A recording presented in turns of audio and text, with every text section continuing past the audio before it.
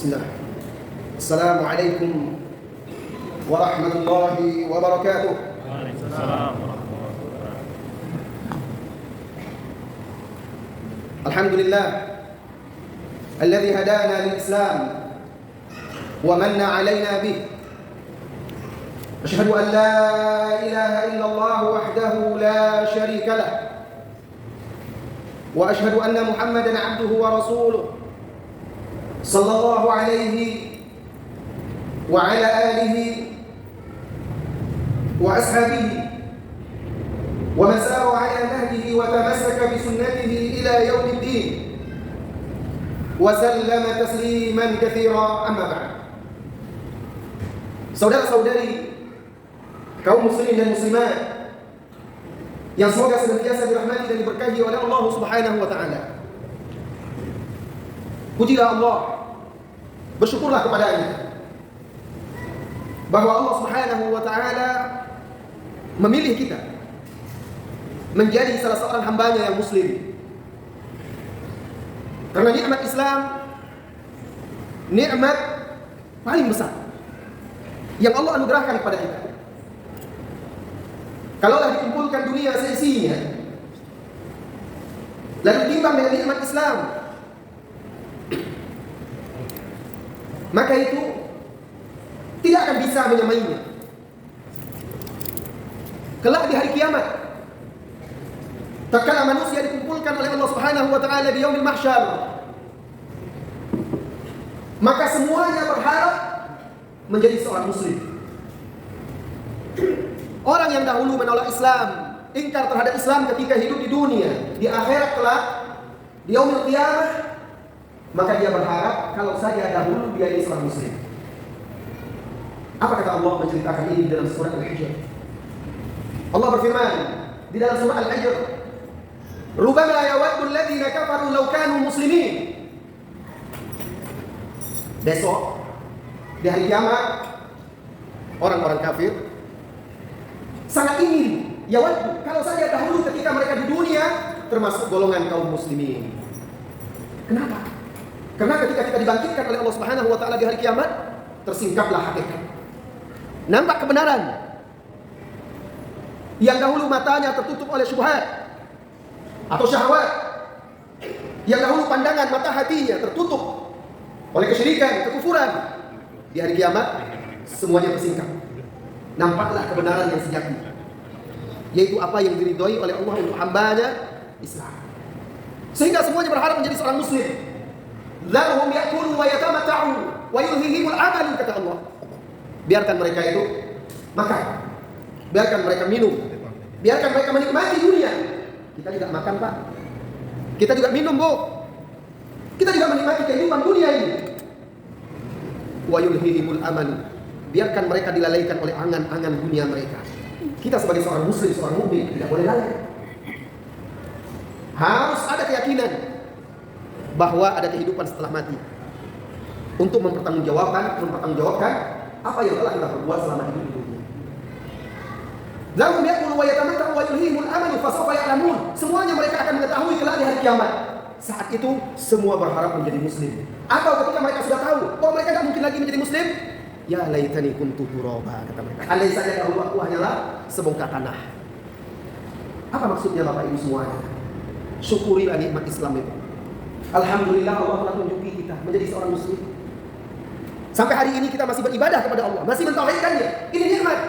Kalau kita tidak syukuri, Allah tidak akan jaga. Kalau kita syukuri nikmat itu, maka Allah akan jaga dan Allah tambahkan, maksudnya semakin kuat kita di atas agamanya. Segala puji bagi Allah atas hidayahnya kepada Islam. Karena dengan Islamlah hidup ini menjadi indah. Hidup akan bahagia, hidup akan tenang, hidup akan damai. Tapi Ustaz, toh kita mayoritas masyarakat kita di Indonesia menganut agama Islam, kok masih ada kejahatan? Kok masih banyak kemungkaran? Kenapa masih terjadi perbedaan, perselisihan, pertikaian, permusuhan? Bukankah Islam itu indah? Bukankah Islam itu nikmat? Bukankah Islam itu mendatangkan kebahagiaan? Allah turunkan untuk rahmat dan kasih sayang bagi semesta alam.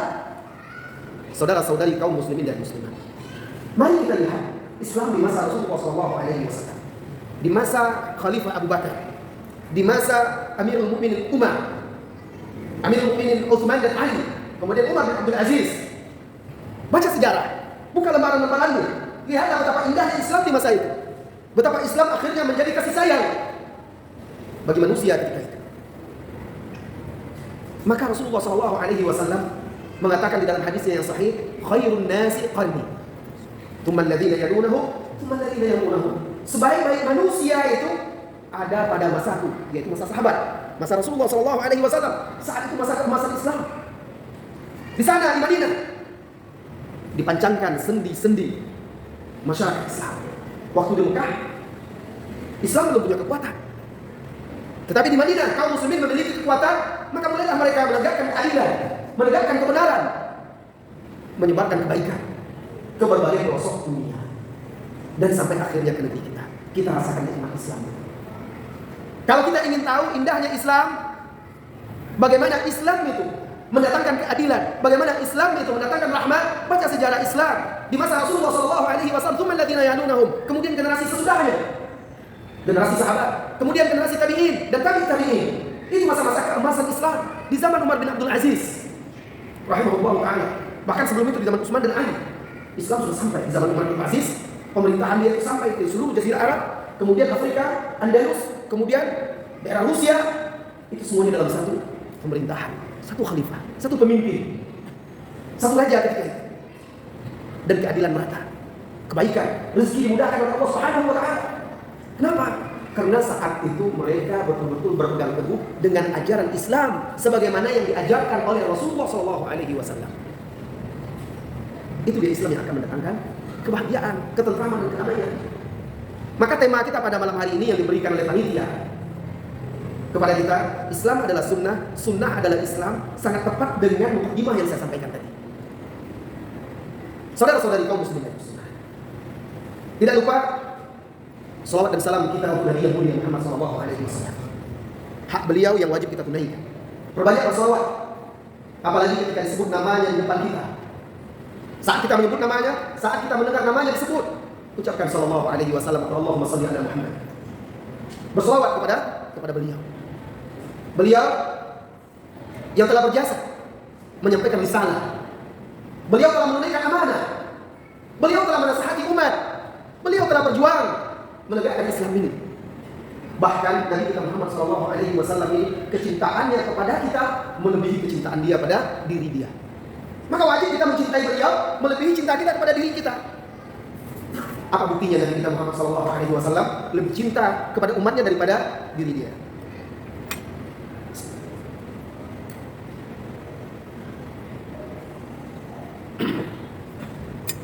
Di hari kiamat, sebagaimana diriwayatkan oleh Imam Muslim dan lain-lainnya, saat manusia dikumpulkan di yaumil mahsyar, di padang mahsyar, kalau bahasa kitanya padang mahsyar. Tapi kalau di dalam nas-nas sunnah itu di yaumul mahsyar, hari manusia dikumpulkan. Matahari didekatkan kepada kepala manusia. Udniyatis syams ila ru'usul khalaiq atau ala ru'usul khalaiq. Didekatkan matahari di atas kepala makhluk-makhluk. Ini disebutkan oleh diceritakan oleh Rasulullah SAW di dalam hadis sahih, diriwayatkan oleh Imam Muslim dan lain-lainnya, wajib kita yakini ini perkara gaib. Qadra min, didekatkan matahari itu di kepala manusia seukuran 1 mil. Sang perawi yang meriwayatkan hadis ini, sahabat atau sesudahnya, ragu. Apa kata dia? Saya tidak tahu apakah mil yang dimaksud oleh Rasulullah SAW mil jarak atau mil tangkai celak. Dalam bahasa Arab, tangkai celak, kan ada celak, kabung celak, ada tangkainya untuk dipakai oleh wanita ya, untuk memasang celak di matanya, itu dinamakan mil. Bayangkan kalau seandainya itu yang dimaksud, alangkah dekatnya. Sekarang saja matahari siang bolong itu, kalau di tempat kami di Pekanbaru sana sampai kadang 36, 37, panasnya minta ampun. Ya, itu kalau di puncak-puncak musim panas ya, ngeri sekali. 38, itu panas sekali. Kita nggak tahan. Bagaimana kalau seandainya matahari itu didekatkan? Kalau di Saudi, di Mekah Madinah, kalau puncak musim panas itu, telur itu kalau diletak di aspal bisa masak. Bayang. Di puncak musim panas, kaca mobil itu kadang retak-retak. Itu di puncak-puncak musim panas. Itu panas dunia, matahari dunia. Bagaimana dengan matahari kelak didekatkan kepada kepala manusia? Maka kata Rasulullah SAW waktu itu, manusia yang saat itu dikumpulkan di padang mahsyar tanpa berpakaian sehelai benang pun, tanpa beralas kaki, tanpa penutup kepala, bahkan tanpa dikhitan, semua disibukkan oleh urusan masing-masing. Bercucuran keringat. Ada yang keringatnya menenggelamkannya sampai mata kakinya, ada yang menenggelamkan sampai betis, lutut, paha, pinggang, perut, dada, bahkan sampai ada yang megap-megap tenggelam oleh keringatnya masing-masing sesuai dengan amalannya. Saat itu manusia berdiri dalam satu hari yang sama dengan 1000 tahun. 1000 tahunnya kita. Tidak ada makan, tidak ada minum, semuanya ketakutan. Ibu tidak lagi mengenal anaknya, anak tidak mengenal lagi ibu bapaknya, suami tidak mengenal lagi istri, istri tidak tahu lagi kepada suami. Yauma yafirul mar'u min akhihi, kata Allah. Ingatlah hari ketika seseorang lari dari saudaranya. Wa ummihi wa abihi, lari dari ibu dan bapaknya. Wa sahibatihi wa bani, lari dari istri dan anak-anaknya. Likulli imri'in minhum yawma idzin sya'nu yughni. Setiap orang pada hari itu yaumul mahsyar punya urusannya masing-masing. Dalam ketakutan itu, akhirnya mereka berbondong-bondong ramai-ramai menemui Nabi Adam. Datang menemui Nabi Adam alaihissalam, minta syafaat. Ya Adam, manusia semuanya berbondong-bondong dari awal sampai yang akhir. Anda termasuk di sana semua nanti. Wahai Adam, engkau adalah bapak kami, bapak manusia. Tidakkah engkau melihat keadaan kami saat ini? Ala tara ma nahnu fi. Tidakkah engkau melihat bagaimana dahsyatnya keadaan kami sekarang? Ala tad'ullaha lana, ala tashfa' lana. Berdoalah kepada Allah untuk kami, minta syafaat kepada Allah untuk kami. Nabi Adam waktu itu mengatakan, laqad ghadiba al-yawma rabbi. Rabbku, Tuhanku hari ini telah murka, dan dia tidak pernah marah murka seperti ini sebelum dan sesudahnya. Aku takut pada diriku, aku mengkhawatirkan diriku.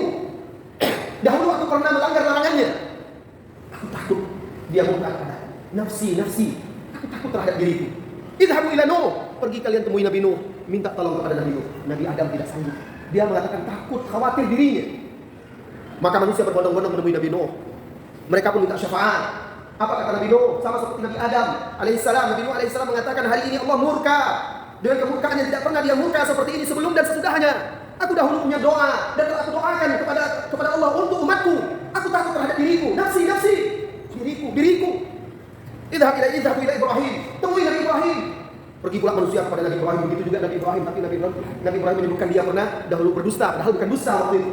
Kemudian Nabi Ibrahim juga tidak menyanggupi dan dia takut kepada Allah, mengkhawatirkan dirinya. Diperintahkan datang kepada Nabi Musa. Nabi Musa begitu juga, tidak menyanggupi. Nabi Musa mengatakan pergi ke temui Nabi Isa. Nabi Isa juga tidak menyanggupi. Siapa? Nabi ulul azmi. Nabi Nuh, Nabi Ibrahim, Nabi Musa, Nabi Isa, semuanya ulul azmi. Semuanya di hari itu takut dan mengatakan nafsi, diriku. Apa kata Nabi Isa alaihissalam? Idhabu ila Muhammad sallallahu alaihi wasallam. Pergilah temui Nabi Muhammad sallallahu alaihi wasallam. Pergilah manusia menemui Nabi Muhammad sallallahu alaihi wasallam. Lalu mereka mengatakan, ya Rasulullah, ya Muhammad, ya Rasulullah, engkau adalah penutup para nabi dan rasul. Engkau sayyidul bashar, engkau adalah pemimpin para manusia, sayyid Bani Adam, pemimpin anak cucu Adam. Tidakkah engkau melihat keadaan kami sekarang? Apa kata Rasulullah sallallahu alaihi wasallam? Hadza li wa ana lahu. Ini adalah untukku dan aku adalah untuknya. Maksudnya, wewenang waktu itu yang diizinkan adalah untuk Rasulullah sallallahu alaihi wasallam. Lalu Rasulullah sallallahu alaihi wasallam menghadap kepada Allah, lalu beliau sujud sampai waktu yang dikehendaki oleh Allah. Allah ilhamkan kepada dia zikir, puja-pujian kepada Allah yang belum pernah Allah ilhamkan kepada seorang makhluk pun. Lalu akhirnya mendengar seruan. Allah berkata kepada dia, ya Muhammad, hai Muhammad, angkat kepalamu, angkat kepalamu, minta syafaat, engkau diizinkan memberi syafaat. Maka ketika itu Rasulullah sallallahu alaihi wasallam mengangkat kepalanya. Apa yang dia katakan? Bukan nafsi, bukan diriku seperti nabi yang lain. Tapi beliau katakan ummati, umatku. Dia minta diizinkan memberi syafaat kepada umatnya. Subhanallah. Dalam kondisi seluruh manusia ketakutan dan cemas, khawatir terhadap dirinya, Rasulullah memikirkan umatnya. Lihat betapa cintanya Rasulullah sallallahu alaihi wasallam kepada kita. Bagaimana dengan kita? Tanyakan pada diri kita. Apakah benar kita mencintai beliau sallallahu alaihi wasallam?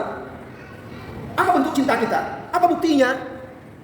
Saudara-saudari kaum muslimin dan muslimat, mencintai Rasulullah sallallahu alaihi wasallam tidak hanya sekedar dengan lisan, dengan pengakuan. Kalau ditanya kamu cinta Rasulullah? Cinta. Saya sangat cinta kepada dia. Tidak cukup itu saja. Sebelum kita jelaskan bagaimana sebenarnya mencintai Rasulullah sallallahu alaihi wasallam, kita akan berpindah ke hadis lain yang menunjukkan bagaimana cinta dan rindunya Rasulullah sallallahu alaihi wasallam kepada umatnya. Ini kopi apa ya?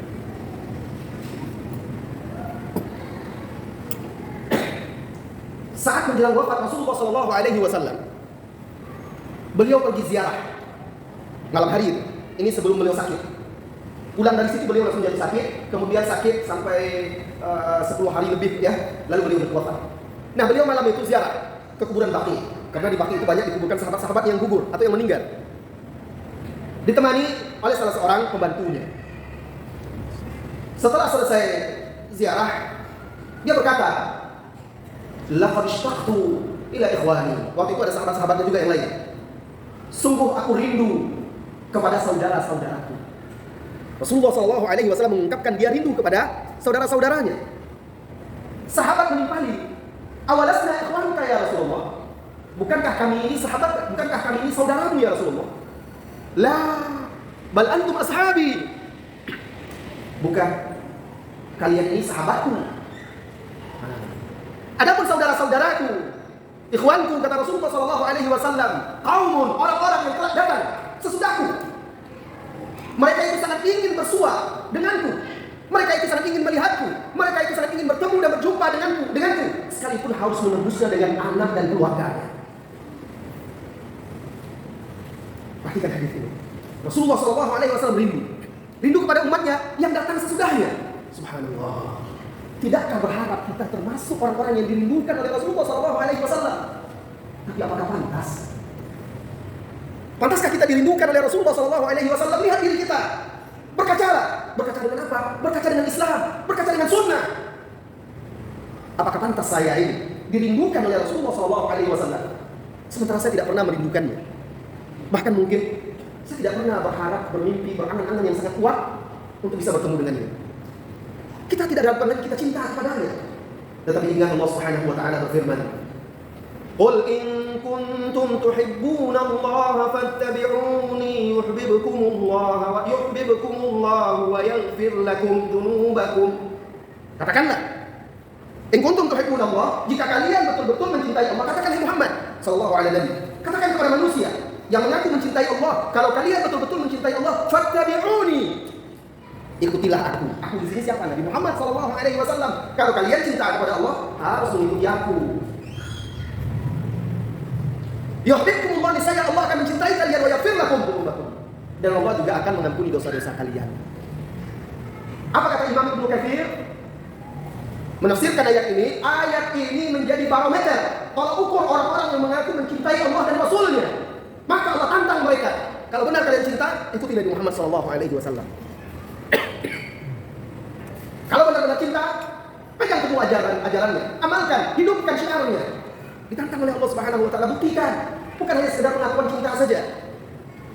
Saudara-saudari kaum muslimin dan muslimat, mengikuti Rasulullah SAW, itulah dia yang dinamakan oleh ulama kita ittiba'us sunnah, mengikuti sunnah. Kenapa? Karena sunnah itu maknanya secara bahasa adalah thariqah atau jalan. Sunnah itu jalan hidup, perilaku. Itu dia sunnah. Maka sunnah itu ada sunnah yang baik, ada sunnah yang buruk. Ada jalan yang baik, ada jalan yang buruk. Ada perilaku yang baik, ada perilaku yang buruk.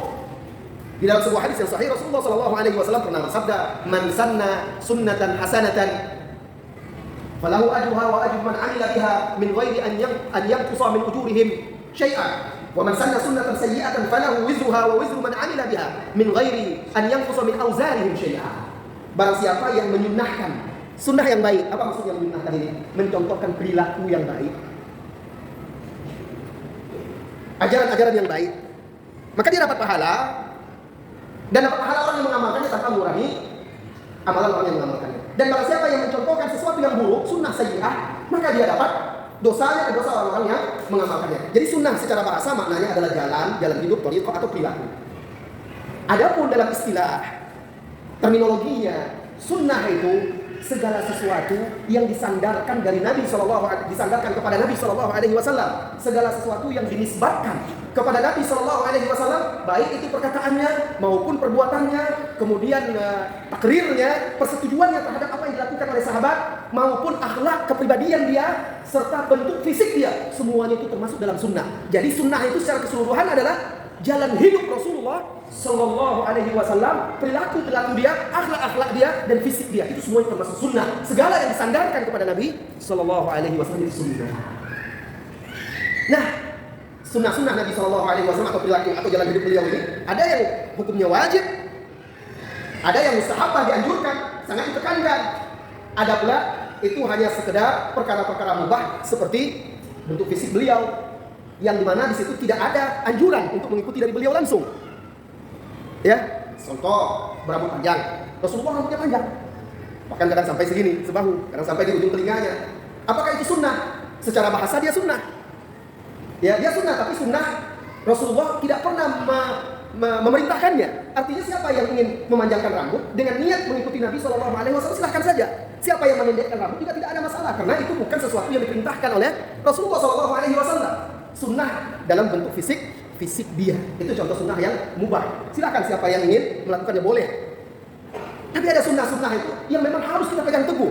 Misalnya sunnah-sunnah yang harus kita pegang teguh dalam berprinsip, memegang teguh akidah kita, memegang teguh agama kita, dalam kepatuhan kita kepada Allah, kepada Rasulullah SAW, mendahulukan perkataan beliau atas perkataan manusia. Itu bagian dari sunnah yang harus kita terapkan dan harus kita pegang teguh. Saudara-saudari kaum muslimin dan muslimat, saya ingin berikan contoh kedudukan sunnah itu di zaman Rasulullah SAW dan bagaimana mereka bersungguh-sungguh dan betul-betul berpegang teguh dengan sunnah Nabi SAW. Sahabat Abdullah bin Umar meriwayatkan sebuah hadis. Hadis tersebut bunyinya, la tamna'u ima'akum atau ima' Allah, la tamna'u nisa'akum, atau dalam lafaz lain, la tamna'u ima' Allah masajid Allah. Jangan kalian larang wanita-wanita kalian atau hamba-hamba Allah yang wanita jika mereka ingin pergi ke masjid. Jangan kalian larang. Wa buyutuhunna khairul lahunna, dan rumah mereka lebih baik bagi mereka. Abdullah bin Umar meriwayatkan hadis ini. Artinya, kalau istri kita, anak perempuan kita minta izin pergi sholat ke masjid, tidak boleh, tidak ada hak suaminya melarang. Tidak boleh ayahnya melarang, mau sholat ke masjid kok? Boleh, silakan. Walaupun Nabi mengatakan rumah mereka lebih baik bagi mereka, tapi ke masjid dibolehkan. Ternyata salah seorang putranya Abdullah bin Umar, dia punya anak, sudah punya istri, melarang istrinya ke masjid. Sampailah ke telinga Abdullah bin Umar sahabat Nabi. Dia dengar anaknya berkata, saya akan larang istri saya pergi ke masjid. Dipanggilnya anaknya, lalu dia marah pada anaknya. Apa kata dia?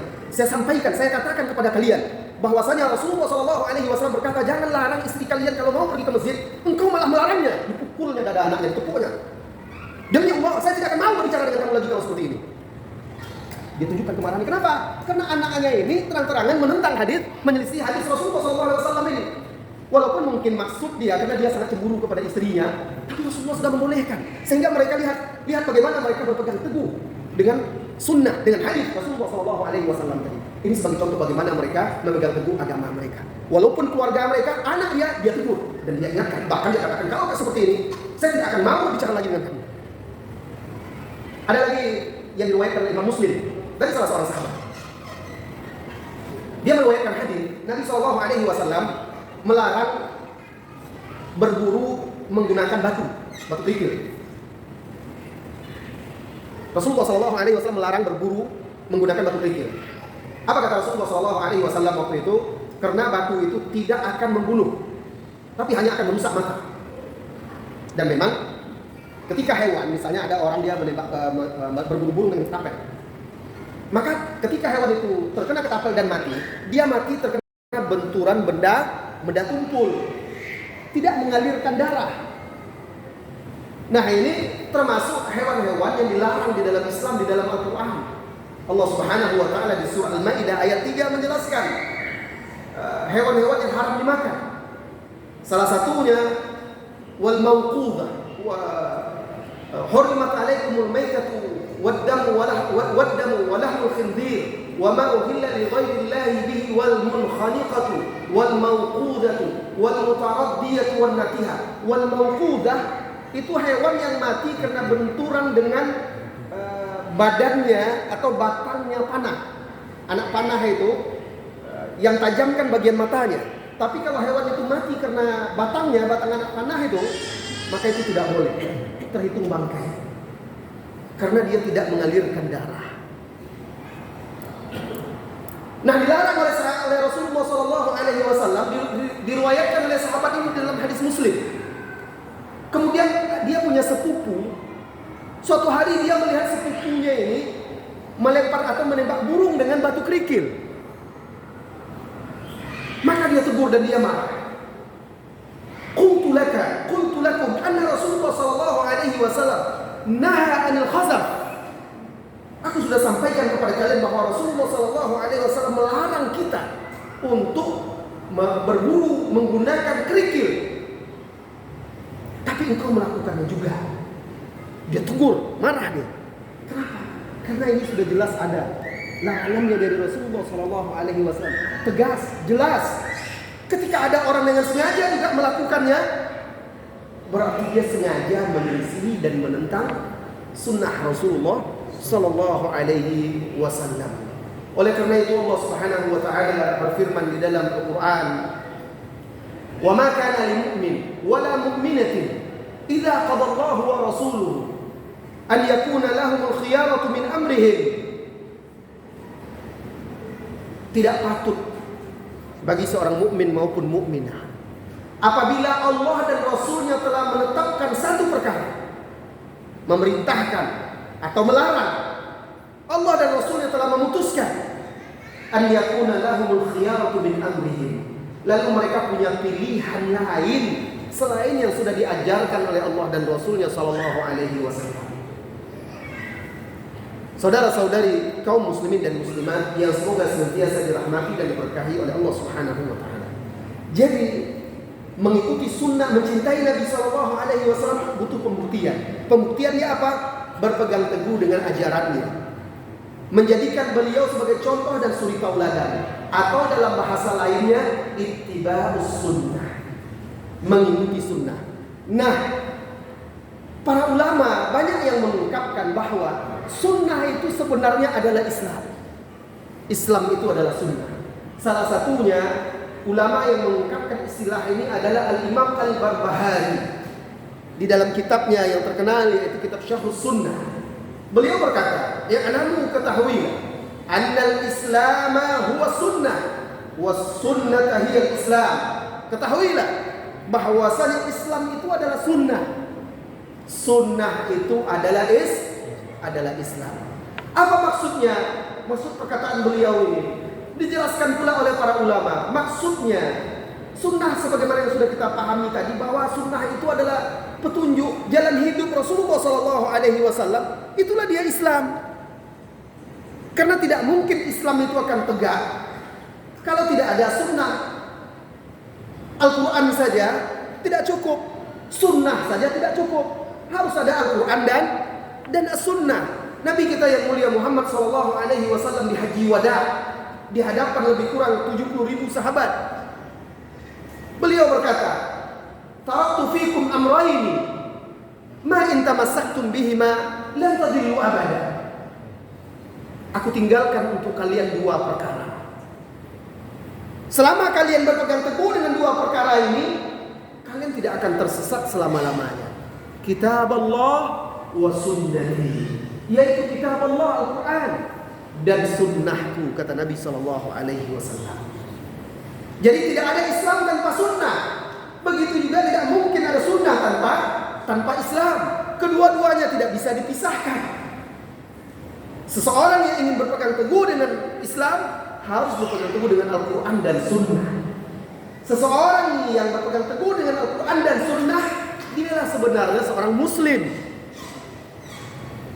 Ini yang diajarkan oleh Rasulullah sallallahu alaihi wasallam. Saudara-saudari kaum muslimin dan muslimat. Dan ketika seseorang itu berpegang teguh dengan Islam dan juga dengan sunnah, kemudian mereka meneladani ulama-ulama yang sudah mendahului mereka, mulai dari generasi sahabat, kemudian tabi'in dan ulama-ulama setelah mereka sampai di masa kita ini yang mengikuti mereka dengan baik. Ketika mereka meneladani, ketika kaum muslimin meneladani mereka, ketika itulah Islam akan terasa indah.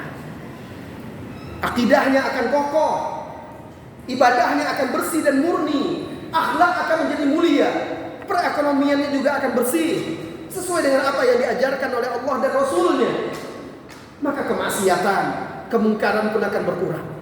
Tapi saat kaum muslimin tidak benar-benar berpegang teguh dengan Al-Quran dan Sunnah, tidak meneladani pendahulu-pendahulu mereka yang soleh, atau istilahnya salafus soleh, malah mereka menjadikan orang-orang kafir, orang-orang yang fasik, orang-orang yang jauh dari agama sebagai figur, tokoh, idola dan suri tauladan, sebagai panutan dan contoh. Saat itulah akhirnya Islam akan terasa gersang. Islam akan menjadi aneh dan asing, walaupun di negerinya sendiri. Kenapa? Karena umatnya tidak berpegang teguh dengan agama Islam yang sebenarnya. Saudara-saudari kaum muslimin dan muslimat,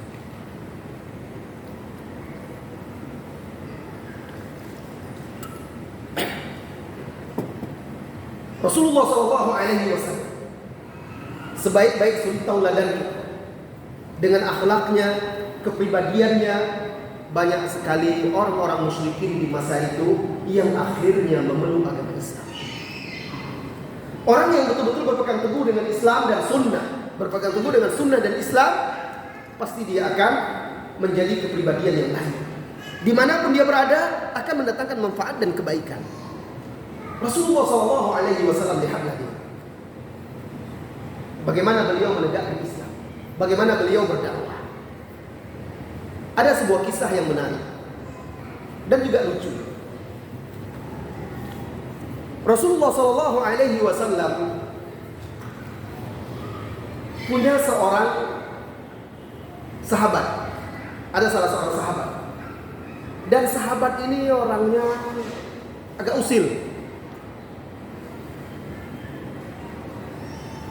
dan suka berbuat lucu, tapi dia mencintai Rasulullah SAW. Suatu ketika datanglah penjual madu ke kota Madinah. Teringatlah sahabat ini bahwa Rasulullah SAW suka madu, suka minum madu. Dia beli, tapi dia tidak punya uang, dia hutang dulu.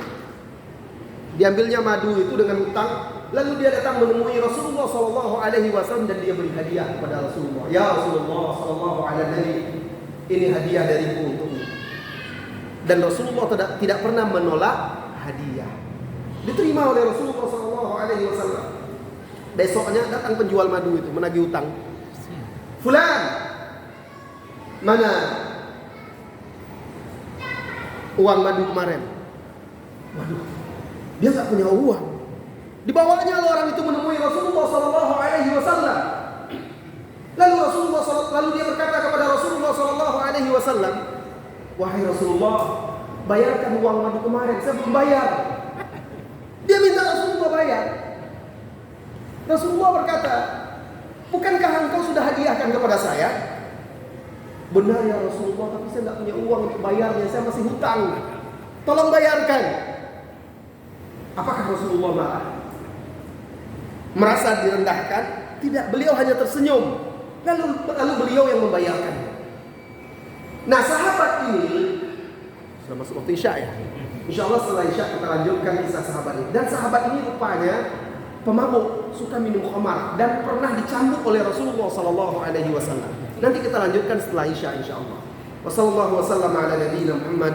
Walhamdulillahirabbil alamin. Assalamualaikum warahmatullahi wabarakatuh.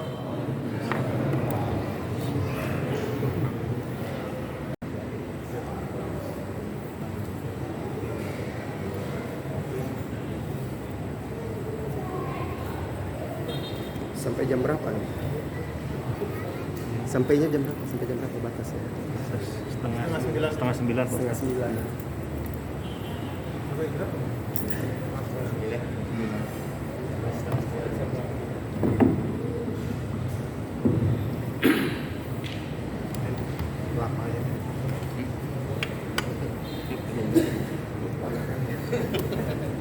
Dikasih gelas lagi satu.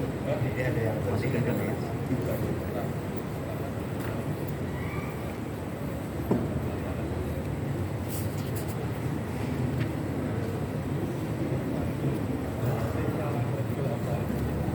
Assalamualaikum warahmatullahi wabarakatuh. Alhamdulillahilladzi arsala rasulahu bil huda wa dinil haqq liyudhhirahu 'ala ad-din kullihi walau karihal kafirun. أشهد أن لا إله إلا الله وحده لا شريك له وأشهد أن محمدا عبده ورسوله اللهم صل وسلم وأنعم على نبيك ورسولك محمد وعلى آله وأصحابه ومن تبعهم بإحسان إلى يوم الدين أما بعد. Ma'asyiral muslimin wal muslimat, kita lanjutkan sedikit kisah tadi. Setelah itu kita akan jawab pertanyaan-pertanyaan dari hadirin. Silakan bagi jamaah yang mau bertanya, pertanyaan yang saya jawab hanya lewat tulisan ya, sesuai dengan arahan panitia. Silakan tulis pertanyaan dan ajukan ke depan. Nanti insya Allah kita akan jawab.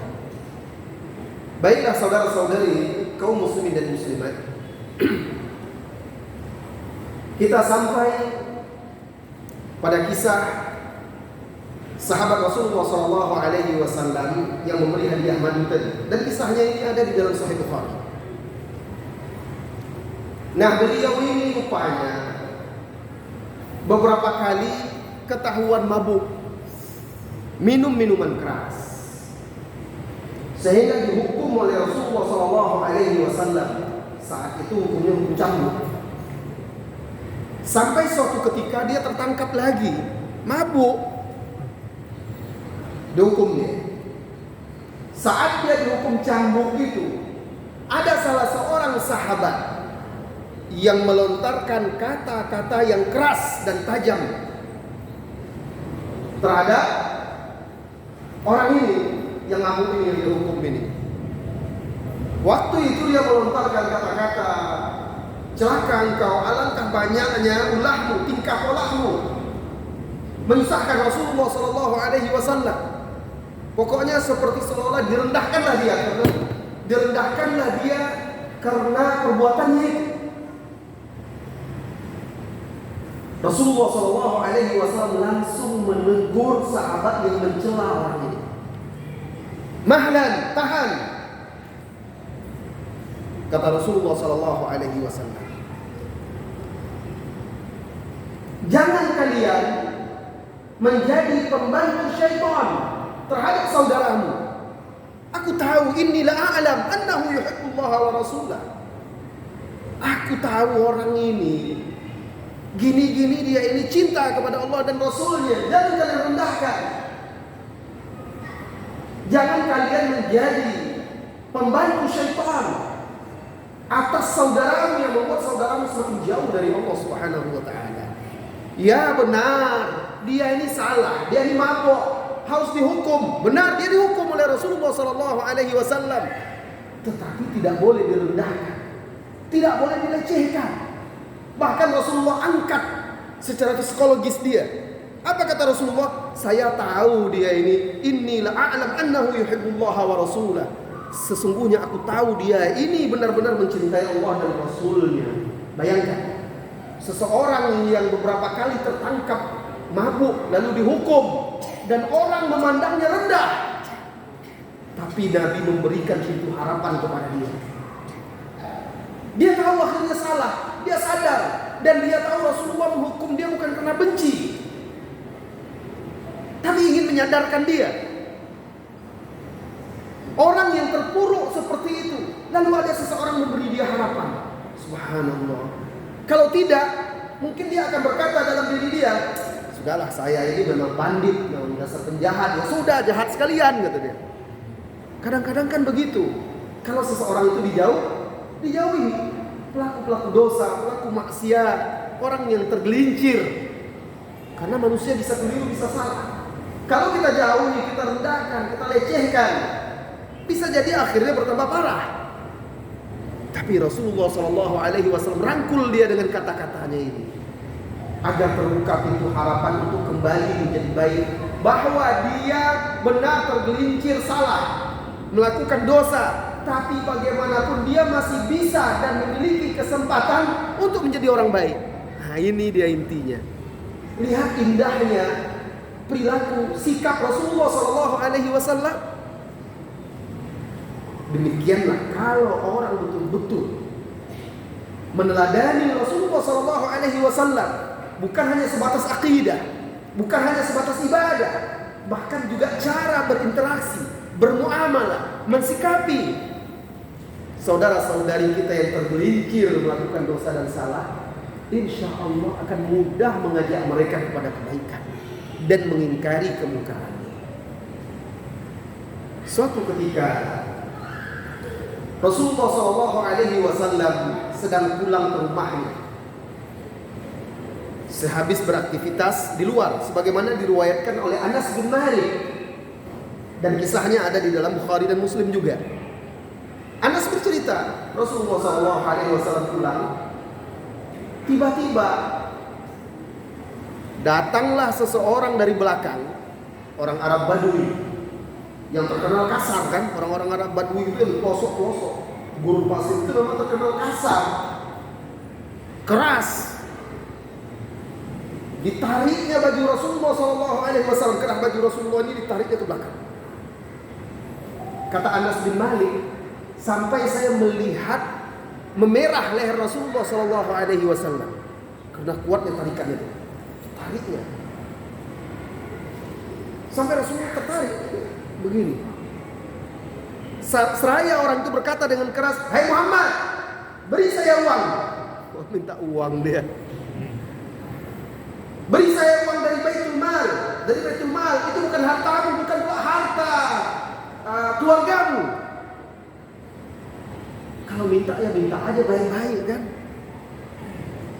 Kalau seandainya di zaman sekarang itu salah seorang ustadz begitu kan, bagaimana kira-kira? Hah? Ngamuk kan? Bisa jadi orang-orang di dekatnya, jamaahnya ngamuk, bisa dihajar ini habis. Tapi Rasulullah SAW, kata Anas bin Malik, ketika ditarik seperti itu sambil membekas seperti itu dan dia dibentak dengan kasar minta uang orang itu, Rasulullah hanya menoleh dengan tersenyum. Tersenyum sampai kata Anas nampak giginya, senyum Rasulullah SAW, lalu berkata kepada sahabatnya, ambilkan harta dari Baitul Mal, beri dia, selesai urusan. Tidak ada tindakan kasar, keras, hajar. Ini melecehkan kiai guru kita. Bisa. Rasulullah SAW orang yang lapang dadanya, pemaaf. Subhanallah. Ini ustaz kita ini dilecehkan dia. Wah, mungkin bisa jadi kalau ada yang malak di jalan, oh nggak bisa ini. Rasulullah SAW bahkan ada yang lebih dahsyat daripada itu. Mungkin antum semua tahu dalam sebuah peperangan kisahnya itu masyhur. Rasulullah SAW habis peperangan beliau istirahat di lembah, sebuah lembah. Dan para sahabat berpencar-pencar cari tempat istirahat. Rasulullah tidak pakai pengawal. Istirahat di bawah sebuah pohon, pedangnya digantung di pohon itu. Salah seorang musyrikin diam-diam menyusup, berdiri di depan Rasulullah SAW, diambilnya pedang itu, dihunusnya, dan Rasulullah terbangun. Karena orang itu membentak Rasulullah SAW, Muhammad SAW, siapa yang menjagamu dari pedang ini? Ini kan sudah diancam dibunuh ini. Rasulullah SAW, beliau berkata dengan tenang, Allah dialah yang akan menjaga. Maka seketika orang itu pun sadar atau lepas pedang itu dari diri dia, gemetar. Kemudian Rasulullah SAW mengambil pedang itu, kemudian berkata kepada dia, membalikkan perkataan, sekarang siapa yang menjagamu dari pedang ini? Dia tak bisa apa-apa, dia orang muslim. Siapa yang akan bisa menjaganya? Kemudian datanglah para sahabat. Lalu Rasulullah SAW menceritakan kejadian itu, dan dia memaafkan orang itu, tidak menghukumnya. Subhanallah. Berkali-kali kejadian yang menimpa Rasulullah seperti itu, tapi Rasulullah tetap pemaaf, lapang dada, sehingga akhirnya banyak orang-orang yang memusuhi Islam ketika itu, akhirnya mereka berbondong-bondong memeluk Islam. Apa kata Allah Subhanahu wa taala tentang nabi kita yang mulia ini? Walau kunta fazzan ghalidhal qalbi lam faddu. Sultan. Qul bi fadli wa rahmatihi Qul bi fadlillahi wa rahmatihi lintalahum walau kunta faddan ghalidhal qalbi lam faddu min hawlik. Katakanlah, karena rahmat Allah subhanahu semata, karena rahmat Allah subhanahu wa ta'ala semata, engkau bisa lembut terhadap mereka. Lintalahum walau kunta faddan ghalidhal qalbi, dalam surah Al-Imran. Kalau seandainya engkau fazzan, keras, ghalidhal qalbi, kasar hatimu, lam faddu min hawlik, niscaya manusia akan lari dari sekelilingmu, hai Muhammad sallallahu alaihi wasallam. Tapi Allah rahmati dia sehingga Nabi Muhammad menjadi lemah lembut, kasih sayang kepada orang, sehingga orang akhirnya cinta dan dekat kepada dia. Lihat indahnya Islam, indahnya sunnah. Subhanallah. Saking kasih sayangnya Rasulullah sallallahu alaihi wasallam, hewan pun mengadu kepada beliau. Itu mukjizat Rasulullah sallallahu alaihi wasallam. Suatu hari datang seekor onta, datang mendekat kepada Rasulullah sallallahu alaihi wasallam lalu menangis. Dan dia bercerita kepada Rasulullah sallallahu alaihi wasallam, yang lain tidak paham. Rasulullah sallallahu alaihi wasallam diberi izin oleh Allah mukjizat. Onta ini mengadu kepada Rasulullah sallallahu alaihi wasallam bahwa tuannya telah memberikan dia beban kerja yang melebihi kemampuan dia. Maka Rasulullah sallallahu alaihi wasallam bertanya, siapa pemilik onta ini? Sesungguhnya onta ini mengadu, menyampaikan kepadaku bahwa tuannya, pemiliknya telah mempekerjakannya melebihi kemampuannya. Hewan, makhluk hidup, tapi dia punya batas kemampuan. Ketika dia dipaksakan di luar batas kemampuan, menjadi zalim. Lihat indahnya Islam, lihatnya indahnya sunnah. Kalau saja Islam begitu sayang terhadap hewan, bagaimana lagi terhadap sesama manusia? Subhanallah. Tentu akan lebih penuh kasih sayang dan kelembutan lagi. Begitu rahmatnya Islam terhadap hewan, sehingga ketika kaum muslimin ingin menyembelih hewan yang dihalalkan kita menyembelihnya, diperintahkan kita menyembelihnya, Rasulullah SAW perintahkan kita untuk menyembelih dengan cara yang baik. Wa in qataltum fa ahsinul qitla atau qatla. Kalau kalian harus menyembelih, membunuh, maka menyembelihlah dengan baik. Dilarang oleh Rasulullah SAW suatu ketika sahabat sedang mengasah pisaunya atau parangnya di hadapan hewan yang akan disembelihnya. Biasanya kan nampak oleh Rasulullah SAW, ditegur oleh Rasulullah SAW. Apa kata Rasulullah? Aturidu an taqtulahu qatlataini atau marrataini atau kama qala Nabi SAW. Apakah engkau ingin membunuh hewan ini 2 kali? Karena ketika dia mengasah parangnya, pisaunya di depan hewan yang akan dipotongnya itu, hewan itu sudah ketakutan duluan, tersiksa. Makanya kalau kita ingin mengasah pisau, parang yang kita gunakan untuk menyembelih hewan, harus dijauhkan, tidak boleh hewan itu melihatnya, agar dia tidak tersiksa ketakutan. Subhanallah. Ada agama yang indah seperti ini. Itulah dia Islam. Itu dia sunnah. Sunnah itu Islam, Islam itu sunnah. Maka agama yang begitu baik terhadap makhluk hidup selain manusia, tentunya terhadap manusia akan lebih baik lagi. Akan memperlakukannya dengan baik, dengan lembut, dengan kasih sayang, dan tentunya dengan cara yang adil.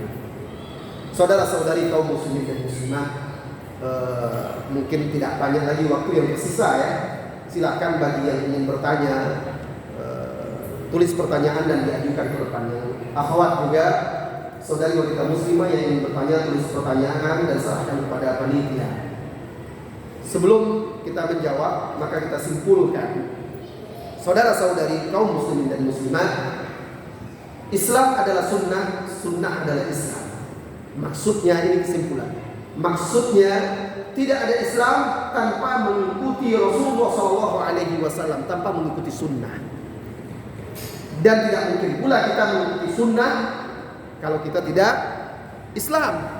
Dan kedua-duanya adalah sesuatu yang tidak bisa dipisahkan. Oleh karena itu dahulu sebagian ulama Mereka berdoa, ya Allah, hidupkanlah aku di atas Islam dan sunnah, dan wafatkanlah aku di atas Islam dan sunnah. Kenapa? Karena di akhir zaman muncul orang-orang yang mengingkari sunnah. Bahkan mereka mencukupkan Al-Quran saja, diingkarinya sunnah. Ada yang mengingkari sunnah secara keseluruhan, ada yang mengingkari sunnah sebagian-sebagian. Maka memeluk Islam, menjadi seorang muslim, lalu berpegang teguh dengan sunnah, itu nikmat yang tiada terkira di akhir zaman ini. Maka jaga nikmat itu, syukuri Allah Subhanahu wa taala, rawat dia dengan mempelajari Islam, mempelajari Al-Quran, mempelajari sunnah-sunnah Nabi yang mulia Muhammad SAW, lalu mengamalkannya dalam kehidupan kita sehari-hari. Silakan kalau ada pertanyaan.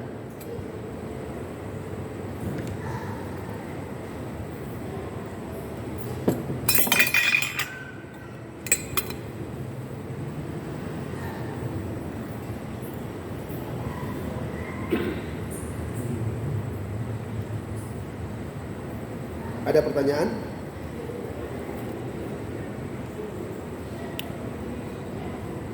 Pertanyaan bebas ya, yang penting masalah agama.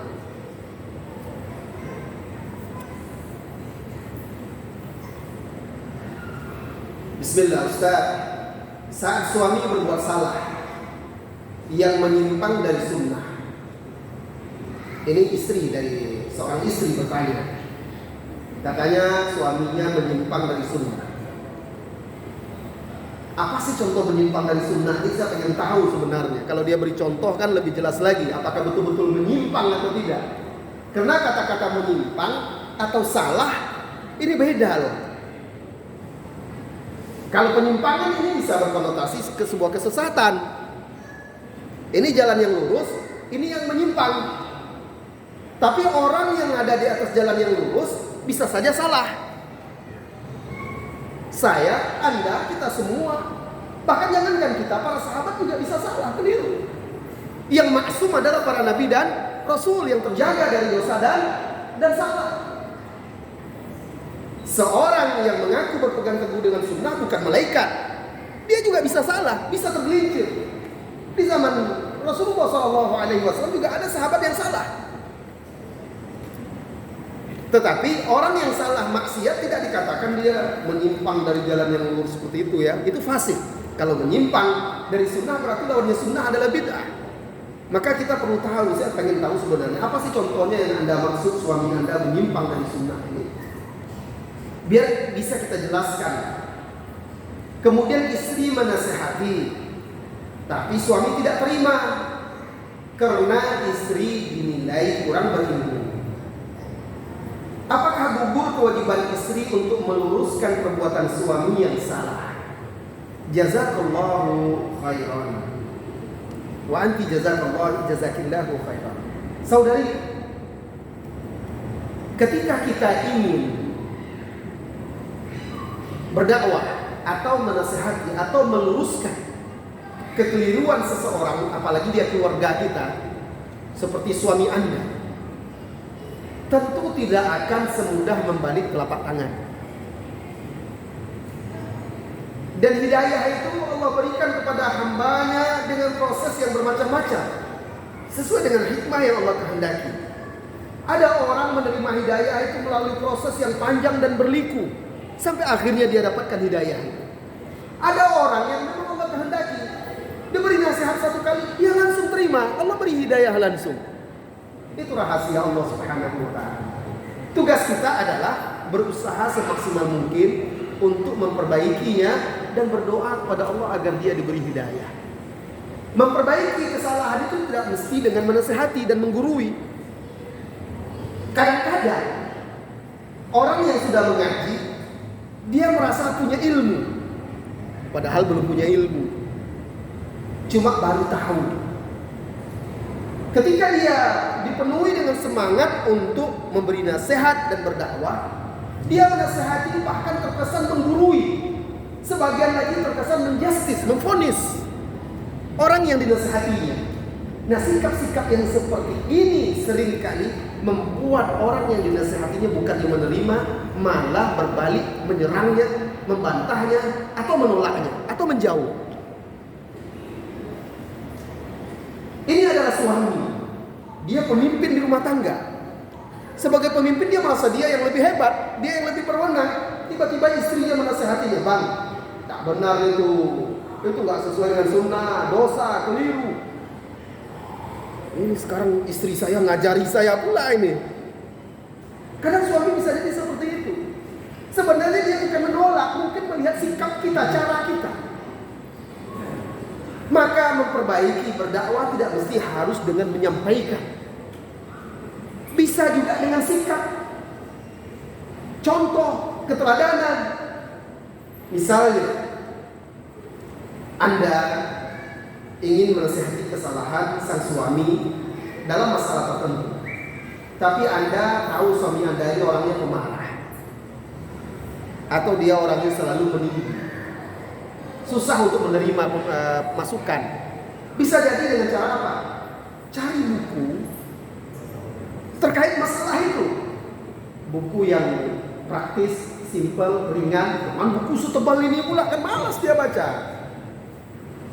Nah, biasanya suami Anda sering duduk minum teh di mana? Atau biasanya suka baca-baca buku di mana? Atau taruh di dekat di kamar Anda. Nanti mungkin dia tidak sengaja dia akan lihat buku apa ini ya, buku baru sepertinya ini, dia baca. Sehingga bukan Anda yang mengajari, buku itu yang mengajari dia. Mungkin dia lebih bisa menerima. Kenapa? Karena dia tidak akan merasa direndahkan di situ. Dia baca.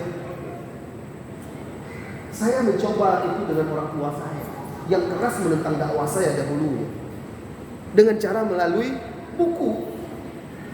Yang sering beli buku, majalah dan segala macam, letakkan di tempat dia biasa duduk. Baca buku, baca koran, letakkan di kasih. Dia akan baca terus. Oh, ini apa? Ini pasti anak saya yang naruh ini. Dia tahu, tapi dia penasaran juga. Nggak mungkin dibuangnya kan? Atau dengan apa? Dengan cari rekaman-rekaman ceramah, kajian-kajian, putar di rumah, di kamar misalnya mendengarkan. Ya, Anda mendengarkan kajian, Anda yang mendengar tapi terdengar, dia terdengar juga. Atau bisa jadi di zaman sekarang yang Anda bisa berkirim pesan, berkirim nasihat-nasihat kepada teman-teman Anda melalui media sosial. Kirim WA kepada suami Anda dengan bahasa yang bagus, penuh kasih sayang, memberikan masukan. Padahal sekamar kan kirim-kirim WA juga nggak apa-apa lah, memberi masukan. Dan yang terpenting, sering berdoa kepada Allah Subhanahu wa Ta'ala. Lalu bersabar, jangan bersikap kasar. Tetap merendah, tawadhu di hadapan suami. Dan tunaikan kewajiban-kewajiban dengan penuh ikhlas dan tulus. Allahu a'lam bissawab. Silakan kalau ada pertanyaan yang lain.